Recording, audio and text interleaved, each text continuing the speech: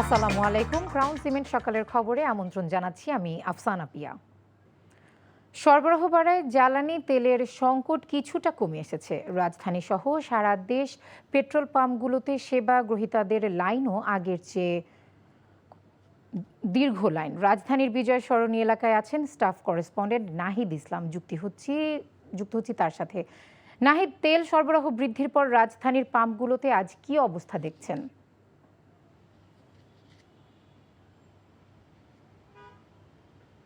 প্রিয়া, আজকে ভিড় কিছুটা কম।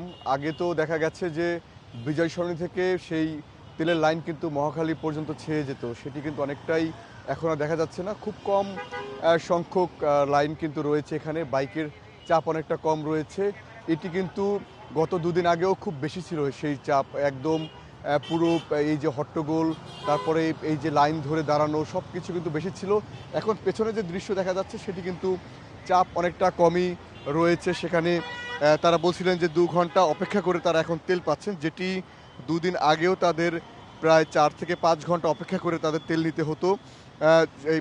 যারা এই যে প্রাইভেট কার রয়েছে তাদের সাথেও কথা বললাম, তারাও যেটি বলেছেন যে আগে 8 থেকে 10 ঘন্টা তারা অপেক্ষা করে তারপর তারা এই সিরিয়াল ধরে ধরে তারা তেল নিত, রেশনিং পদ্ধতিতে নিত, সেটি কিন্তু অনেকটাই কমে গেছে। এখন সেখানে তারা 3-4 ঘন্টার মধ্যে এই তেল তারা নিতে পারছেন। এখন এই যে বাইকারদের যে চাপ সেটি অনেকটাই কম। শুধু বিজয় সরণি পাম্পে নয়, আশপাশে যতগুলো পাম্প রয়েছে পুরো পাম্পের চিত্র একই। কারণ এই সরকার তেলের দাম বাড়ানোর পর তারপরে এই যে সরবরাহ বৃদ্ধি, সব কিছু মিলিয়ে এখন অনেকটাই স্বস্তি ফিরেছে। তবে পুরোপুরি স্বস্তি কিন্তু ফিরেনি।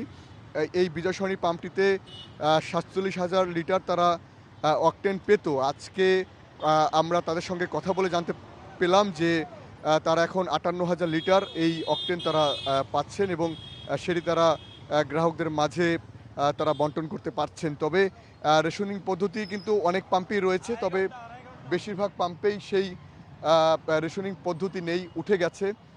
তো এই ছিল আমার কাছে বিজয় সরণি পেট্রোল পাম্প থেকে সবশেষ। জানছিলাম জ্বালানি সংকটের খবর। লালমনিরহাটের কালীগঞ্জ উপজেলায় ফিলিং স্টেশনে পেট্রোল নিতে আসা এক যুবককে শারীরিকভাবে লাঞ্ছিত করার অভিযোগ উঠেছে উপজেলা নির্বাহী অফিসার শামীমা আক্তার জাহানের বিরুদ্ধে। গতকাল উপজেলার চাপারহাটের একটি ফিলিং স্টেশনে এ ঘটনা ঘটে। পরে রাতেই এর একটি ভিডিও সামাজিক যোগাযোগ মাধ্যমে ছড়িয়ে পড়ে। ভিডিওতে দেখা যায় পেট্রোল নিতে আসা বাইকারদের লাইনের মাঝে থাকা নদী নামের এক যুবককে প্রথমে শার্টের কলার ধরে টানাটানি করছেন, পরে তাকে বেশ কয়েকটি থাপ্পড় মারেন ইউএনও। এরপর তার চাবি আটকে রাখা হয়। ভুক্তভোগীর অভিযোগ, অসুস্থ এক ব্যক্তির পক্ষে তার ফুয়েল কার্ড সহ মোটর সাইকেল নিয়ে পাম্পে গিয়েছিলেন ওই যুবক, কিন্তু কোনো কথা না শুনে যুবককে থাপ্পড় মারেন ইউএনও। পরে তোপের মুখে ঘণ্টাখানেক পর ওই যুবককে মোটর সাইকেলের চাবি ফিরিয়ে দেন তিনি। তবে মারধরের অভিযোগ অস্বীকার করেছেন উপজেলা নির্বাহী অফিসার শামীমা আক্তার জাহান। নেত্রকোনার হাওড়াঞ্চলে পুরো দমে চলছে বোরো ধান কাটা ও মাড়াই কাজ। তবে সাম্প্রতিক ভারী বৃষ্টিতে জলাবদ্ধতায় হাওড়ে 1072 হেক্টর জমির কাঁচা পাকা ধান ক্ষতিগ্রস্ত হয়েছে। অন্যদিকে সুনামগঞ্জে ভারী বৃষ্টিপাতের পূর্বাভাস থাকায় দ্রুত ফসল কাটার নির্দেশনা দিয়েছে জেলা প্রশাসন। ইমরুল কায়েসের ডেস্ক রিপোর্ট। বাতাসে তুলছে পাকা বোরো ধানের সোনালি শীষ। এ দৃশ্য নেত্রকোনার কলমাকান্দা, কেন্দুয়া, মদন, মোহনগঞ্জ ও খালিয়াজুড়ির বিভিন্ন হাওড় অঞ্চলের। বোরো মৌসুমের শেষ মুহূর্তে জেলার হাওড় অঞ্চলের অনেক চাষি এখন ব্যস্ত ধান কাটা ও মাড়াই কাজে। ডেলি বৃষ্টি হইতেছে, এই যে দেখুন ক্ষেত্রের মধ্যে পানি, এই পানির কারণে আমরা ফসল তুলতে পারতাছি না। আবহাওয়া খুব খারাপ, এর লাগি আমরা মেশিন দিয়ে ধান কাটতাছি না। কৃষি বিভাগের তথ্য মতে এবছর জেলায় 41,065 হেক্টর জমিতে বোরোর আবাদ হয়েছে। তবে ভারী বৃষ্টিপাতে হাওড়ের জমিতে পানি জমে থাকা কম্বাইন্ড হারভেস্টার মেশিনে ফসল কাটতে পর্যাপ্ত তেল না পাওয়ায় চিন্তিত চাষিরা। আমি তেলের জন্য আমার হারভেস্টারটা বন্ধ করে রাখছি, তেল দেয় না। গেলে মনে করেন যে 30 লিটার তেল দেয়। প্রতিদিনই ধান কাটতে পারতাম মনে করেন যে 100 কাটা 120 কাটা, এখন মনে করেন যে আমরা তেলের জন্য গাড়ি চালাতে পারি না। এদিকে জেলার ডিঙ্গারপুতা হাওরে কৃষকের সাথে ধান কাটা ও মাড়াইয়ে অংশ নিয়ে সংসদ সদস্য লুৎফুজ্জামান বাবর বলেন, কৃষকদের যাতে তেলের সংকট না হয় সেজন্য ব্যবস্থা নেওয়া হচ্ছে। যে সমস্যাগুলো আছে এই সমস্যাগুলো যেটা ইমিডিয়েট করা দরকার, আমাদের বিএনপি নেতৃবৃন্দ এবং স্থানীয় প্রশাসন ওনারা ব্যক্তিগত যে ইমিডিয়েট সলিউশন করবে। অন্যদিকে সুনামগঞ্জের হাওর অঞ্চলে আগামী 2-3 দিন ভারী বৃষ্টিপাতের সম্ভাবনা থাকায় জমির 80% ধান পাকলেই কেটে নিতে নির্দেশ দিয়েছে পানি উন্নয়ন বোর্ডের কর্মকর্তারা। বুধবার জেলা প্রশাসনের জরুরি সভা করে এই সিদ্ধান্ত নেওয়া হয়। হাওরের যেসব জমিতে 80% ধান পেকে গেছে সেই সকল ধানগুলো কৃষকগণ দ্রুত কেটে ফেলে, যেন যদি কোনো কারণে আগাম বন্যা পরিস্থিতি উদ্ভব হলেও যেন ফসল ক্ষতিগ্রস্ত না হয়। কৃষকরা বলছেন জলাবদ্ধতায় অর্ধেক ধান ইতোমধ্যে নষ্ট হয়ে গেছে, বাকি ধানও শ্রমিক সংকটে কাটা সম্ভব হচ্ছে না।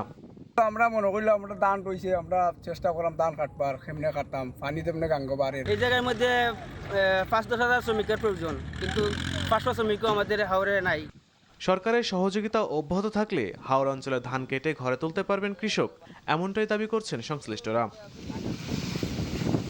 Imrul Kayes, NTV news desk.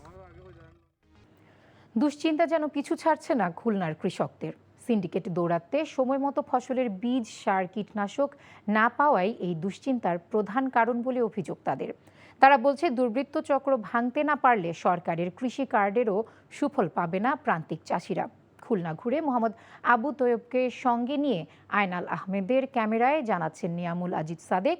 আজ দেখুন দ্বিতীয় পর্ব। আমরা পাইনি। একজন প্রান্তিক কৃষকের সাথে কথা হচ্ছিল, তিনি বললেন সরকারি এখন পর্যন্ত কৃষকদের জন্য যে অনুদানগুলো দিয়ে থাকেন, সার, বীজ, কীটনাশক, সেগুলো তারা কখনোই পান না, এই পর্যন্ত এসে পৌঁছায় না। একই সাথে তারা বলছেন তারা যদি নিজেরাও কিনতে যান সেক্ষেত্রেও বাজার থাকে চওড়া, সময় মতো সেগুলো দেয়া যায় না, যার ফলে এই যে ফলন সেগুলো কিন্তু ভালো হয় না। তারা চাইছেন সরকার এখন যে অনুদান দিবে, যে কৃষক কার্ড দিবে, সেটি যেন সত্যিকার অর্থে প্রান্তিক কৃষকের কাছে পৌঁছায় এবং সময় মতো তারা সবকিছু পান। চৈত্রের খরতাপে মাঠ ঘাট ফেটে চৌচির, প্রচণ্ড গরমেও দম ফেলার ফুরসত নেই। যত ডিলিয়ার আছে ডিলিয়াররা এরা গোডাউনে স্টক করে, বলে সার নেই, মানে বেশি দামে বেচার জন্য দালাল দূরি সার কিনতে হয়। নিড়ানি আর সেচ দিয়ে 12 একর জমিতে আব্দুল ওয়াদুদ ও রশিদ গাজী বর্গা হিসেবে ধান চাষ করেছেন। পরিশ্রমের ফসল কতটুকু মিলবে তা নিয়েই দুশ্চিন্তায় তারা। 800 টাকা, 900 টাকা, 1000 টাকা এরকম ধান বিক্রি করতে হয়। তাতে করে দেখা যায় যে ধান যত মন হোক না কেন, আমাকে ব্যয়বহুল যা আছে তাতে করে আমরা কৃষক এমনি মরে যাচ্ছে, আমাদের কিছুই থাকে না। কারণ সময় মতো সার ও কীটনাশক মেলেনি। ঋণ করে জমির মালিককে অগ্রিম টাকা দিয়ে দিন-রাত পরিশ্রমের পরও হতাশা ঘিরে রেখেছে তাদের। কৃষকদের দাবি, সার ও কীটনাশকের ডিলারদের সিন্ডিকেটের কাছে অসহায় তারা। আর নিন বিষ আমাদের কিনে আনতে হয়, আমরা ঠিক মতন টাইম মতন পাইনি এবং কিনতে পারিনি। ফসল যেভাবে পাই তাতে করে আমরা ঋণগ্রস্ত আরও বেশি হই। স্থানীয় ডিলার ও মাঠ পর্যায়ের কৃষি কর্মকর্তারা বলেন সীমিত যোগানের মাধ্যমে বড় চাহিদা মেটাতে হচ্ছে। তবে কৃষি সম্প্রসারণ অধিদপ্তরের দাবি সুষ্ঠু বন্টন হচ্ছে। গুদামজাত করার কোনো প্রশ্ন নাই, কিন্তু আপনাদের বিরুদ্ধে অভিযোগ আছে। আমাদের অভিযোগ থাকতে পারে, সব ব্যবসায়ী তার সমান।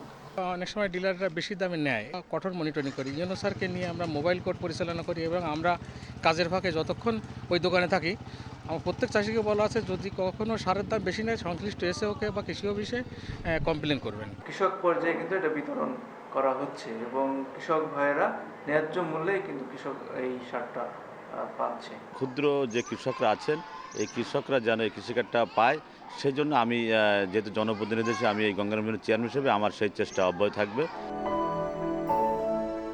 কৃষি কার্ড যেন সঠিকভাবে বিতরণ হয় সে বিষয়ে কাজ হচ্ছে বলে জানান খুলনা সিটি মেয়র। এই কাজে ব্যবহৃত সামগ্রীগুলো তারা ক্রয় করতে পারেন। ধান চাষে যত কোনো চাষ কাজে কোনো না হয়, সমস্যা না হয়, সেটা তিনি ডিজেল, পেট্রোল কৃষকদের বন্টনের জন্য আলাদা কার্ড করে দিয়েছেন। সেচের জ্বালানি, সার, কীটনাশকের উপযুক্ত ব্যক্তির কাছে সঠিক বন্টন চায় এলাকার দরিদ্র কৃষকরা। Niamul Aziz Sadek, NTV news, Khulna. খেলার খবর ক্রিকেট। 2 ম্যাচ শেষে 3 ম্যাচের ওয়ানডে সিরিজ রূপ নিয়েছে অঘোষিত ফাইনালে। নিউজিল্যান্ডের বিপক্ষে গুরুত্বপূর্ণ সেই ম্যাচ জিততে মাঠে নামতে যাচ্ছে বাংলাদেশ। চট্টগ্রামের বীরশ্রেষ্ঠ শহীদ ফ্লাইট লেফটেন্যান্ট মতিউর রহমান স্টেডিয়ামে ম্যাচটি শুরু হবে বেলা 11টায়। প্রথম ওয়ানডেতে ২৬ রানে হারের পর দারুণভাবে ঘুরে দাঁড়িয়ে দ্বিতীয় ওয়ানডেতে ৬ উইকেটের জয় তুলে নেয় টিম বাংলাদেশ, যে কারণে এই ম্যাচটি সিরিজ নির্ধারণী ম্যাচে পরিণত হয়েছে। ওয়েস্ট ইন্ডিজ ও পাকিস্তানের বিপক্ষে সিরিজ জয়ের পর এ নিয়ে ঘরের মাঠে টানা তৃতীয় সিরিজ জয়ের লক্ষ্যে মাঠে নামবে মেহেদী হাসান মিরাজের দল। প্রথম ম্যাচে কিছুটা ছন্দহীন ছিল বাংলাদেশ এবং পরিচিত কন্ডিশনেও তারা সংগ্রাম করেছে, তবে দ্বিতীয় ম্যাচে চিত্রটা নাটকীয়ভাবে বদলে যায়, যার বড় কারণ ছিল তরুণ পেসার নাহিদ রানার আগুন ঝরা বোলিং স্পেল। আগামী ওয়ানডে বিশ্বকাপে সরাসরি জায়গা পেতে প্রতিটা ম্যাচই এখন বাংলাদেশের জন্য গুরুত্বপূর্ণ। সকালের খবর এইটুকুই। এই খবরের ভিডিও সহ আপডেট জানতে ভিজিট করুন এনটিভি অনলাইন www.ntvbt.com। এছাড়াও এনটিভির জনপ্রিয় সব অনুষ্ঠান ও খবরের আপডেট জানতে ভিজিট করুন আমাদের ইউটিউব ও ভেরিফাইড ফেসবুক পেজ। 12টায় উত্থানের খবর দেখার আমন্ত্রণ রইল। ধন্যবাদ সবাইকে।